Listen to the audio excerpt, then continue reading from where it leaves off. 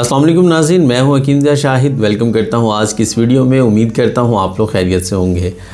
रमज़ान चल रहा है तो होता क्या है कि अफ्तारी के बाद पेट फूल जाता है और यही तकरीबन 70% अगर आप लोग कह लें तो यही मैसेज आ रहे हैं आजकल कि हम सब कुछ खा लेते हैं अफ्तारी के अंदर तो पेट फूल जाता है, क्या करें, क्या इस्तेमाल करें। हमारी ख़ुराक भी कुछ ऐसी है, अफ्तारी के अंदर हमने रोटी को बिल्कुल ख़त्म कर दिया हुआ है। होता क्या है कि हमारे दस्तरखान के ऊपर फ्रूट चाट, दही भल्ले, समोसे, पकोड़े, मतलब बहुत कुछ ऐसा होता है जो कि सेहत के लिए इतना ज़्यादा फ़ायदेमंद नहीं है।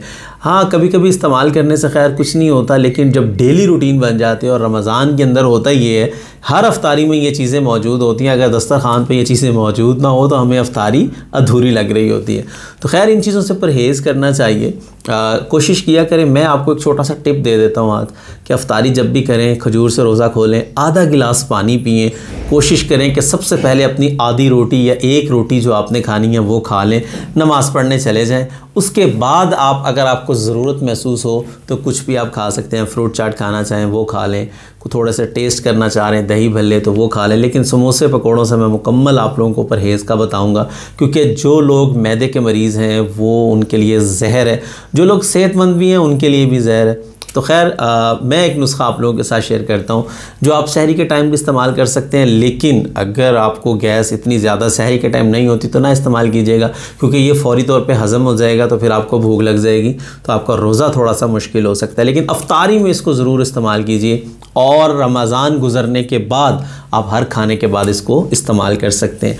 तो क्या नुस्खा है, बहुत ज़बरदस्त और मज़ेदार भी है और बच्चे भी बड़े शौक़ से खाएंगे, बड़े भी शौक़ से खाएंगे। तो बताते हैं आज का नुस्खा आपको। लेकिन उससे पहले अगर अभी तक आप लोगों ने हमारे चैनल को सब्सक्राइब नहीं किया, सब्सक्राइब ज़रूर कर लीजिए, साथ लगे बेल आइकन को प्रेस कर लीजिए ताकि लेटेस्ट वीडियोज़ आपको मिलती रहें। तो बताते हैं आज का नुस्खा आपको। 4 चीज़ें हैं जो आप लोगों ने लेनी है।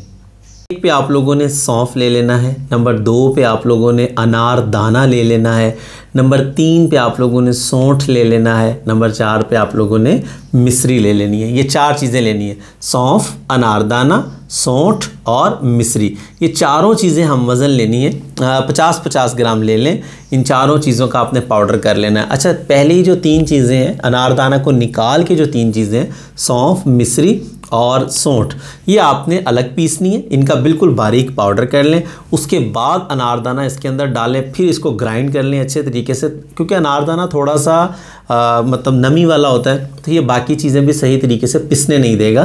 तो पहले आपने 3 चीज़ों का पाउडर कर लेना है, उसके बाद आपने अनारदाना उसके अंदर ऐड कर लेना है और आपका ये बेहतरीन किस्म का सफ़ूफ़ तैयार हो जाएगा। इसको सफ़ूफ़ फ़ौरी हज़म कह लें आप। ये जादू की तरह काम करेगा। एक तो जायका बहुत अच्छा बनेगा, बच्चे भी शौक़ से खाएंगे। और आप लोगों ने चाय वाला जो 1 चम्मच होता है वो लेना है आपने। अगर बच्चा है तो आधा चम्मच दे दें, अगर कोई बड़ा इस्तेमाल कर रहा है तो 1 चम्मच ले लें। खाने के बाद इस्तेमाल करना है ताज़ा पानी के साथ। इससे फ़ौरी तौर पर टूट जाएगी। जो पेट फूल जाता है, मतलब यूँ लगता है जैसे पत्थर का हो गया है, तो वो चीज़ें ख़त्म हो जाएंगी।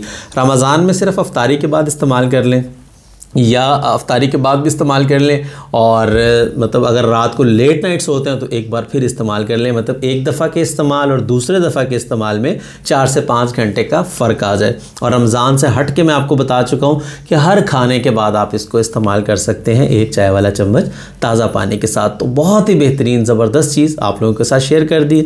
उम्मीद करता हूँ ये वीडियो आपको अच्छी लगी होगी, तो लाइक ज़रूर कीजिएगा, वीडियो को शेयर कर दीजिएगा ताकि आपके साथ साथ बहुत सारे लोगों का फ़ायदा होता रहे। तो आज के लिए इतना ही था। मिलते हैं किसी अगली वीडियो में। हकीम शाहिद को इजाज़त दीजिए। अल्लाह हाफ़िज़।